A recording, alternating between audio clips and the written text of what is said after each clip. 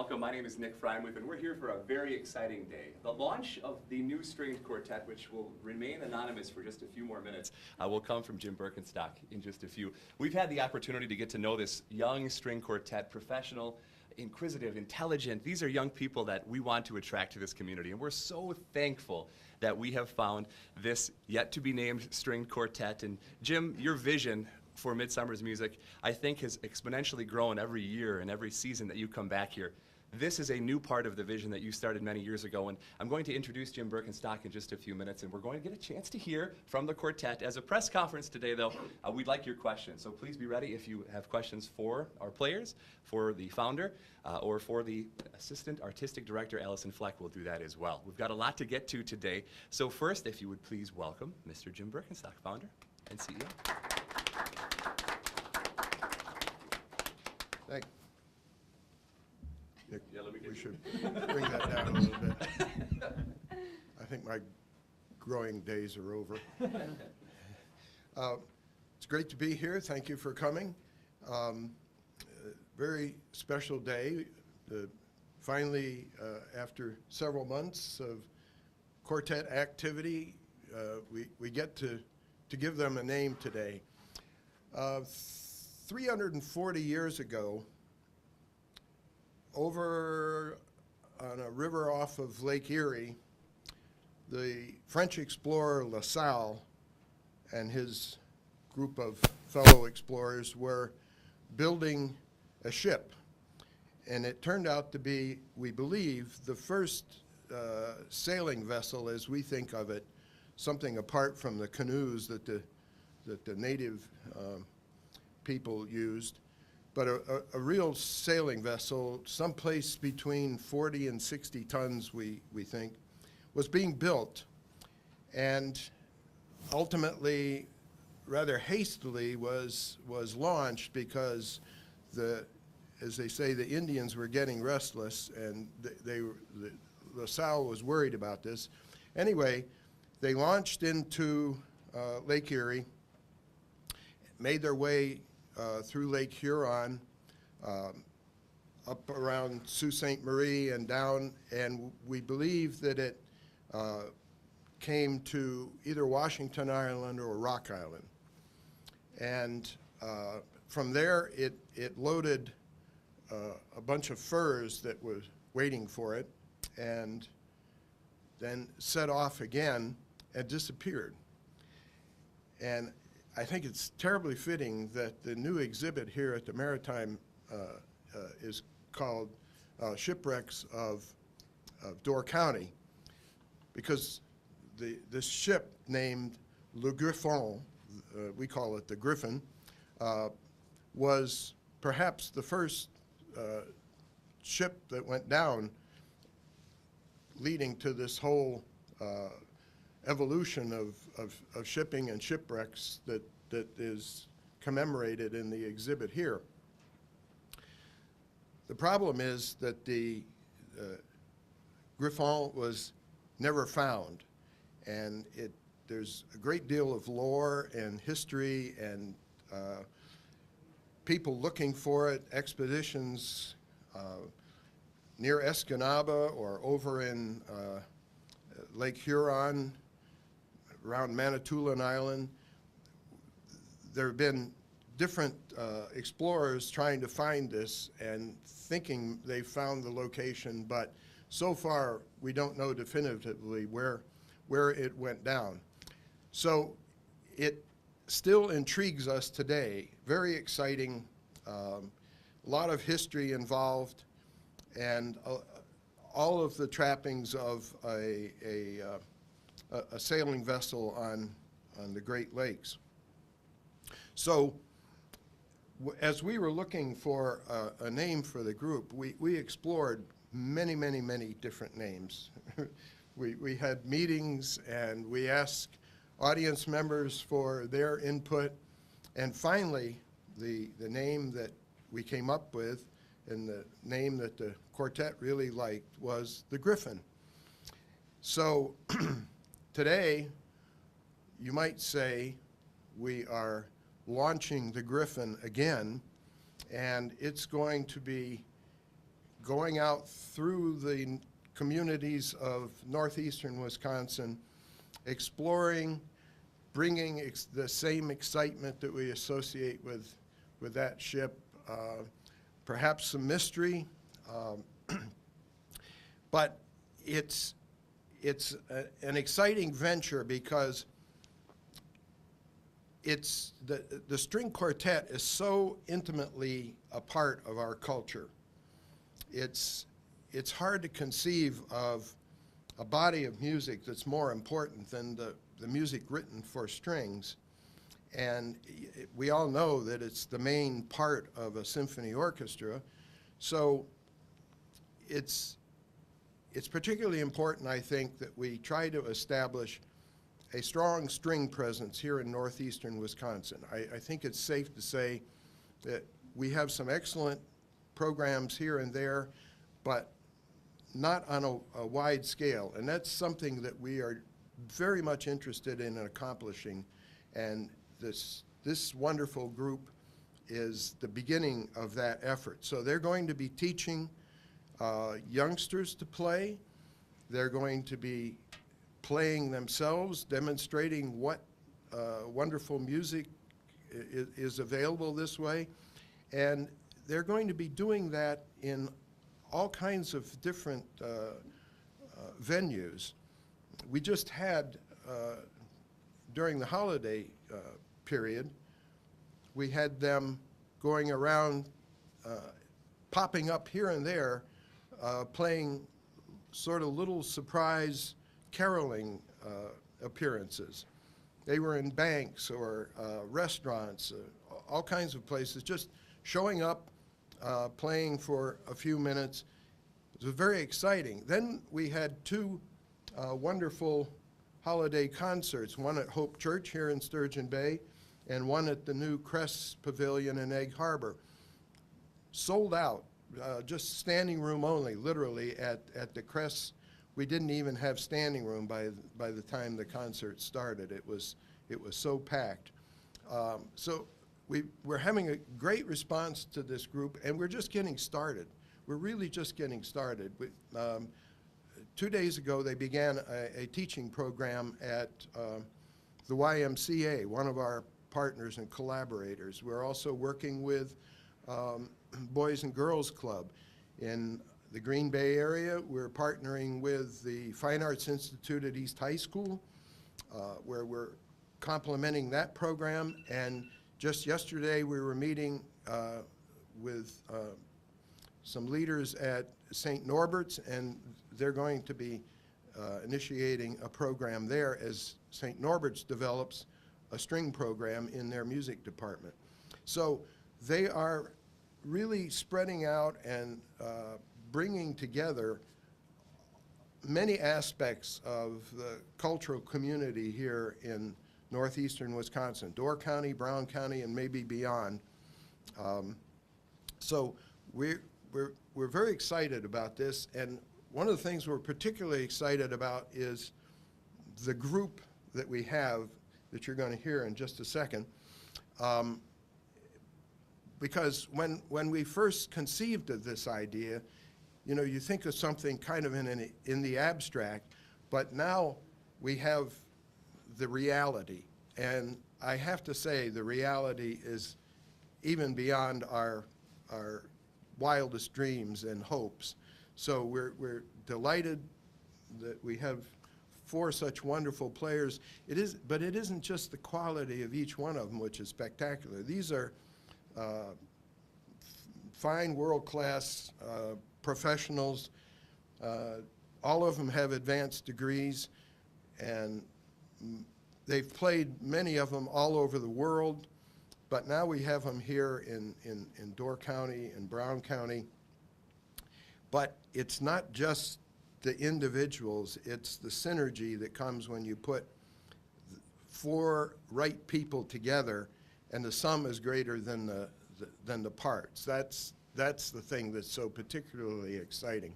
So having heard enough from me, I think it's time that we hear a little bit of music from, I get to say for the first time, the Griffon String Quartet.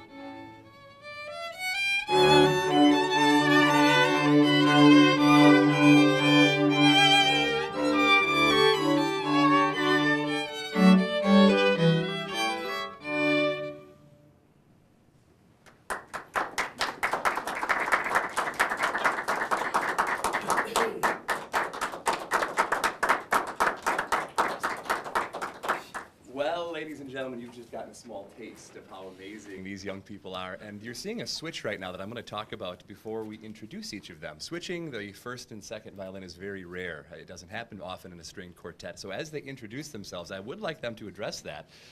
Unique, to say the very least. So we're going to start with Blakely Mangini tonight. She's going to be our first guest to the podium. And since this is a press conference, a little bit later after our second piece, we will allow an opportunity to ask a question. So Blakely, come on up, and if you would, each of you, when you get the opportunity, we'll go one by one. Please tell us a little bit about yourself, where you're from, how you got connected with Midsummer's music, please. Hi everyone, I'm Blakely Mangini and I play the viola in the Griffon String Quartet. We can finally tell everybody our name. I'm originally from Northern Illinois, about 2.5 hours west of Chicago in the cornfields. I met Vinicius Santana, who you'll meet in a little while, at UW-Madison, where I just finished my DMA in May. So finally done with school, so that's always great. And there I was playing with a scholarship quartet, which got connected with Midsummer's music. And that sort of led us to today, where we're a new group with 2 new members. What else do you need to know about me? It's been great. It's a dream job. It really is. That's perfect. We'll ask some more questions in a few minutes. Okay. Vinny, you were alluded to. Would you mind being our second? Hello, everybody. My name is Vinicius Santana, but you all can call me Vinny. I'm originally from Brazil, São Paulo, Brazil, and like Blakely, we got connected with Midsummer's last year. I was finishing my master's. That's how we end up here. You wanted to know a little bit more about why Roy and I would switch. I think as violinists, it's just a great opportunity to be exposed to both parts. It's just such a different feeling, such different jobs, and us having the possibility of switching allows us to experience both, both parts. Thank you very much. Roy, would you mind joining us next, please?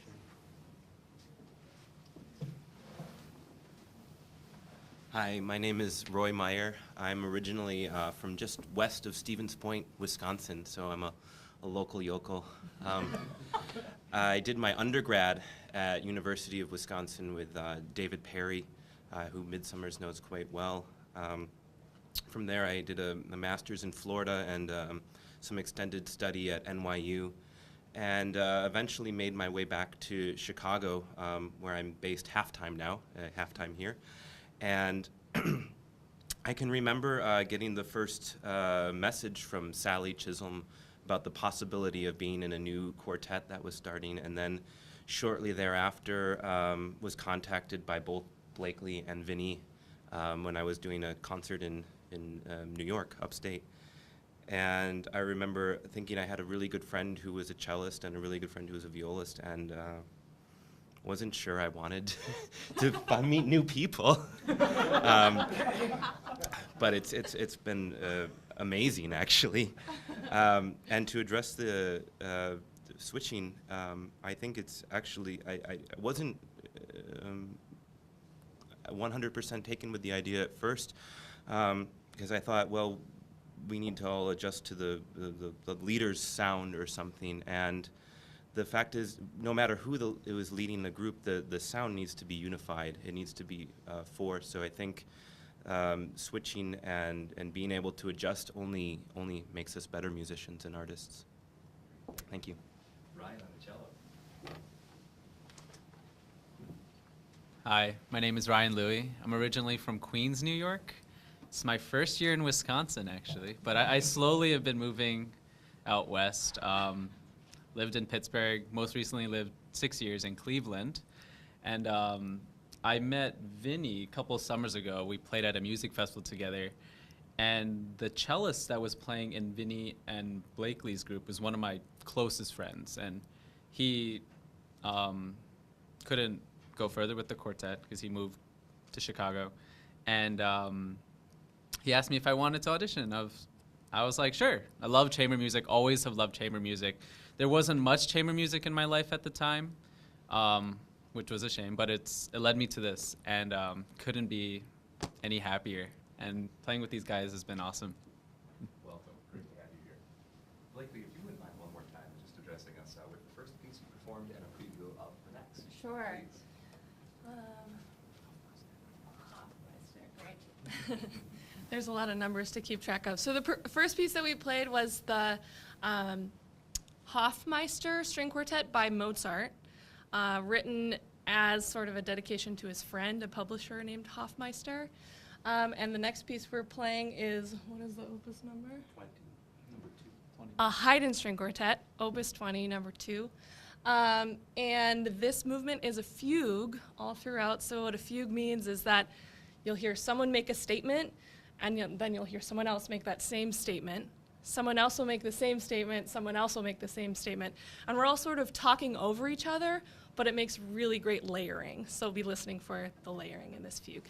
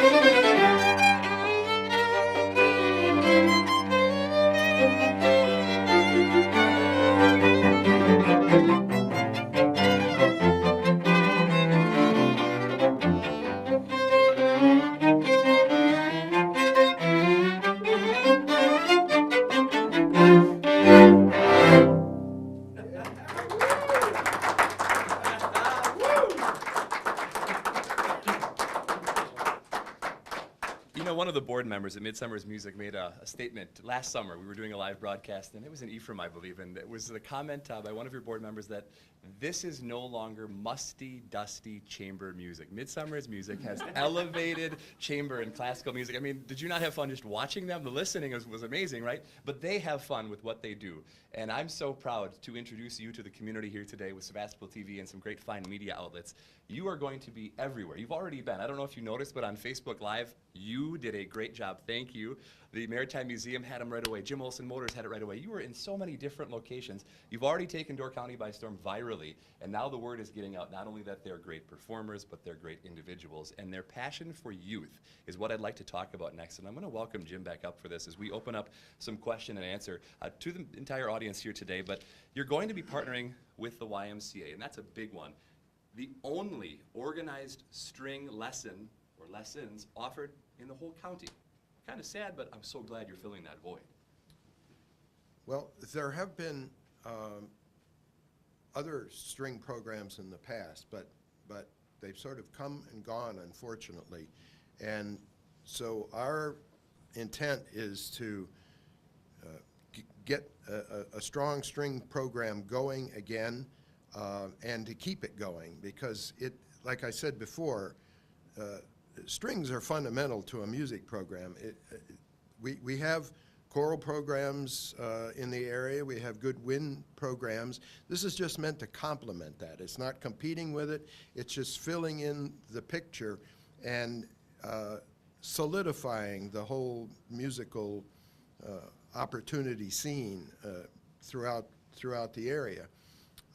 And these classes, group and private instruction through the Y is just the first step in doing that. But right now we have 6-week sessions.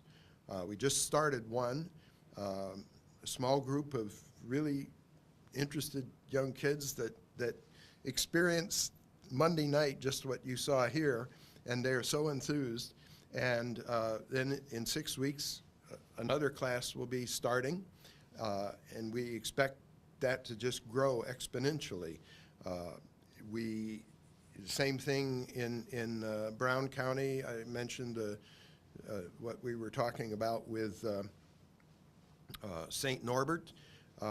We're going to have a string day in April, I believe it is, bringing string players in from all around. These are players that have already started, but giving them an opportunity to see where that can go, to get an idea of how they can jumpstart maybe to a higher level.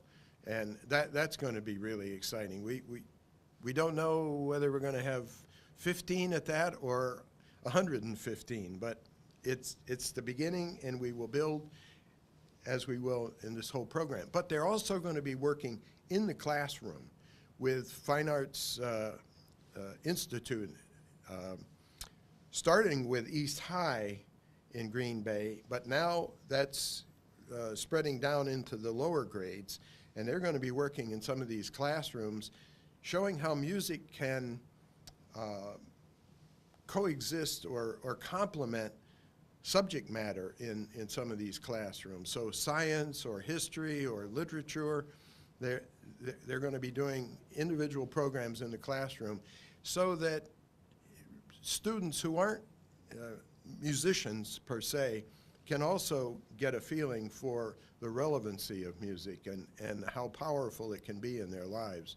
So, and then to other levels of ages and so forth, all the way up to seniors. Even we're starting a program called B Double Sharp, which is for memory units in various places around, like Scan and Sister Bay and so forth. We know that music is something that goes deep into the brain, and even those that have memory challenges, they still can connect with music in a very important way. It's it's really something that we need to do, we have to do, but there's a lesson there and there's a message there, because that depth that music goes to starts right in infancy. Before any of us could speak or knew one word, we already were understanding music. We know what we call baby talk, which is really parent talk, you know, to the babies, but it's very exaggerated musically. That's something that little babies understand right away. They understand music before they understand language. So it's that fundamental, it's that intuitive, and we just need to keep that connection going throughout life. One more thing, you can tell I'm passionate about this, but there's a lot of research going on right now about how the brain deals with music. And one thing that we know is that when we're really young, we have all these connections or potential connections in our brain, way more than we'll ever need ultimately. And if we don't use those, they just kind of disappear by the time we're 12 years old. But if you play a musical instrument or are deeply involved in music before that time, many of those pathways that would be otherwise lost are maintained and can be used for a multitude of purposes. So these guys all have a lot of passages that many other people don't have. Now, how they use them, that's another matter. You know, I can't vouch for that, but it's important. In fact, I want to just, sorry, Nick, but I wanted, in something we put together here, we quote something that Einstein said. You know, Einstein played the violin, and he was quoted as saying at one point, "If I were not a physicist, I would probably be a musician. I often think in music. I live my daydreams in music. I see my life in terms of music." It got me to thinking, wouldn't it be really fantastic if we could give all of our kids something of that opportunity to think like Einstein? That's what we're all about. We are going to open it up to questions to anybody, so please feel free to jump in at any time. But I did want to ask, what ages you're working with the string instrument program in the Northern Door YMCA? Laddie, can you pick them up from this microphone, or would you like them to go to the podium? And if you use the podium, I appreciate it. So what we're going to have Oh, ages. Oh, okay. So at the YMCA, we're working with ages 8 through 13. So before that 12-year-old, you know, synapse disappearance. Do you have a music partnership? Was it with Haydn Music that they can get an instrument if they don't have one yet? Yeah, so they're renting instruments through Haydn Music. I believe they can purchase them as well, but you know, with the youngsters, they're more interested in renting since they're growing. How many do you have in your first? We have 4 right now, 2 sets of siblings, which is kind of fun. So we're hoping when 6 weeks rolls around, they'll have told their friends and we'll get some more. String instruments, plural, you're not focusing on one? We didn't know what they would bring, and they all brought violins. So it's turning into a violin class, but it's open to cello and viola as well. And Nick, some people don't know this, but for the younger kids, they have instruments that are sized. So they have like half size, even quarter size violins, for instance. So they don't have to play, you know.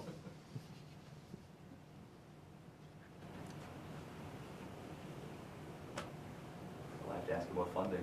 This doesn't do it on its own. And how are you getting funding for this? Great question. Thank you for asking.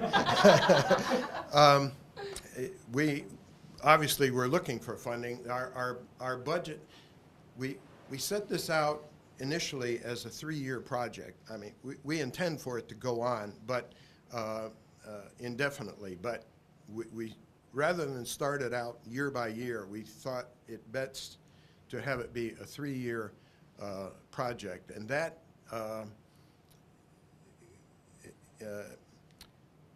means a budget of close to $500,000 for the 3 years. So 150 plus per year. Like everything else, our funding is ramping up. We are making contacts practically as we, in fact, consider this a contact. we need your support, but we have applications out to a number of foundations. We have a number of private individuals that have already stepped up. One of the most fun contributions that we got recently was from the Green Bay Packer Foundation. I was not aware of how much they do all over the state, but they are a significant contributor to this project, and we're searching out for more like that. But we have a substantial amount we have to raise. Some of it will be coming from income, some money from students and the work we're doing in various places, and from concerts, but that's a very small amount because we want this to be very accessible price-wise. Many of the concerts that they're giving are for free will donations, so not even a ticket price. But when people turn out the way they did at the holiday concert, that amounts to something, and all of that goes into the whole project. Midsummer's Music is providing a lot of the leadership and the support just from an administrative standpoint and marketing and so forth. But other than that, contributions are very important. Maybe the Packers are getting ready for the Packers-Bears game halftime entertainment. Sam Perlman's a big Bears fan. Neat. You're working with kids. You're going into the classrooms. Roy, would you mind telling us a little bit about what it's like working with very young, soon-to-be musicians?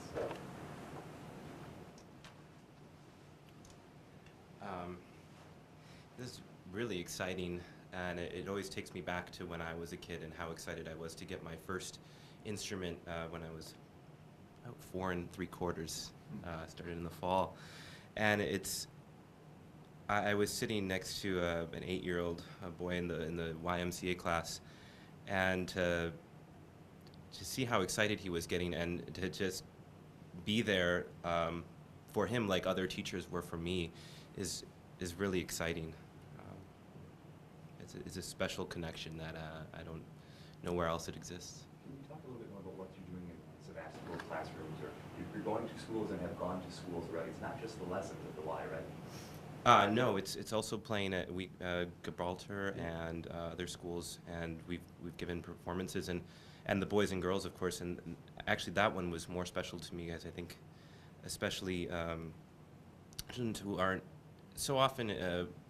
It's only the privileged who can access these kinds of things, and for us to be able to play for those who aren't, extraordinarily wealthy or something is very special.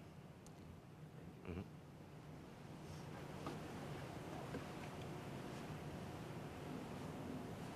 Ryan, you're up next, all right. So the outreach component is important to you. Mhm. You mentioned it's not just Dorn County, it's Brown County outreach as well. Mhm. What do you see? What is your vision? I mean, how far can this go? How many people are you looking to influence, hoping to influence, get involved with what you're doing? I mean, hopefully as many as possible. In the area where I grew up, there were a lot of youth orchestra programs, and there weren't a lot of chamber music programs. And I think it'd be awesome for us to start a youth chamber music program where kids are playing with each other, and beyond just learning the private lesson, learning how to play their own instruments. It's chamber music's the most fun thing. Like you're like a little team, you get to solve Mozart or Haydn, or try to solve them, and like try to put it all together. And I think it'd be so cool if we had, many different little chamber groups, quartets, piano trios, string quintets, and of all different ages, and them just working together and putting together all this great music. it's also really nice to be exposed to this music early and to have some kind of connection with it. I know from personal experience, I didn't always like the cello. I just picked it because my public school required me to play an instrument, but I played piano before and I loved classical music. So I had this passion for it, and I just really deep appreciation for it. And then one day it just all clicked, and I was like, whoa, cello's like awesome. And it led me here, and I hope once we start these programs and more kids come, that'll lead to their future being similar and something like that. Nick, Ryan said something that I just wanted to follow up on it when he talked about young people playing chamber music. Because there's something special that happens when you play chamber music that is apart from the music. You know, we often talk about how playing sports is good because you learn teamwork and that kind of thing. Well, the same thing happens, maybe even to a greater degree, playing chamber music, because as you notice, there's no conductor here. So not only in performance are they working as a unit, but think about the rehearsal. When you first sit down with a piece that, let's say, nobody knows, and you're only bringing your part to it, and you have to figure out how that relates to 3 other parts, and who's the most important at one point or another, and how you can make your part blend or support another. So there are lessons there in teamwork, in listening to one another. I mean, that's really important, not only musically, but listening to what, you know, if somebody says, I'm going to play it a little faster here, and you're accompanying them, you need to go with them, and you need to listen to that. Wouldn't it be nice if throughout society we all could listen like that and had that kind of teamwork? Well, there are many lessons like that apart from the music itself, which is a huge lesson, but there are other lessons like that that make this so special, and I'm so glad that Ryan mentioned that, because it's a little bit different than playing in an orchestra or a band or something where you have a conductor that's telling you what to do. The other thing is, if you notice, each one of them has their own part. Nobody else is playing their music. So if they don't perform, it doesn't happen. You know, if all of a sudden they decide to just, you know, rest for a little while, then that part is missing and you don't get the whole thing. So everybody is extremely important in a piece of chamber music like this. Last question. From me at least. Yeah. This is our last chance for a sales pitch of sorts. We want to see that number of 4 go to 8 and 16 in your string group lessons. I would love to know why you would recommend it for 4 3/4 to whatever age you're going up to, and let's get people more attracted to this. Youth in our community, what the benefit is to them. Definitely. This question makes me think of how I started to play the violin. I was lucky in Brazil that I learned violin in this institute where all the classrooms are big groups of 30 or 40 kids learning at the same time, double bass, cello, viola, everybody together learning how to hold the instrument. And I remember that it was so much fun because I had no experience at all of classical music. My parents are not musicians at all, and getting exposed to all of this type of music and having my friends around, it made everything so much fun and much more exciting for me, and I got engaged right away. And I do believe that if I didn't start in that exact program with, you know, friends around me, and I'm not sure if I will actually be where I am right now. I think it really pushed me and inspired me being surrounded by friends and you know, everything so much fun and much better. And having friends with you while you're learning those instruments really makes a difference. I do believe that the program that we are doing here has a lot of potential, and kids will have tons of fun while learning a beautiful instrument. Yeah.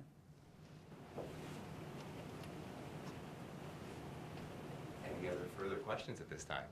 I want to tell you a very quick story about Vinny. About when he started, I know something that he didn't tell, and that is a few years ago when I was playing at Lyric Opera in Chicago, we got a new French horn player in the orchestra, fourth horn player, and he sat very close to me, and we got to talking, and I found out that he was from Brazil, and he was from São Paulo, the same city that Vinny's from. So then I retired from Lyric, and right away we had the Hunt Quartet come and play for Midsummer's music, and I met Vinny, and I found out that he was from São Paulo. So I told him about this horn player that had just joined the Lyric Orchestra, and I had the opportunity to play with him for 1 year, and we got to be friends and so forth. And right away he said, "Samuel." And I said, "What?" He said, "Samuel." That was his first name. He knew already. So okay, he knows that there's a Brazilian musician that got in the orchestra in Chicago. But then he goes on to tell me, he said, I said, "Do you know him?" He said, "Well, he lived in the same apartment building in São Paulo that Vinny did." Now, São Paulo is what, 20 million people, something like that? I mean, it makes Chicago look like, you know, a little burg. And here, these two were living in the same apartment. Now, Samuel is quite a bit older than Vinny. Vinny remembers hearing Samuel play the French horn. How many floors away? 10 floors?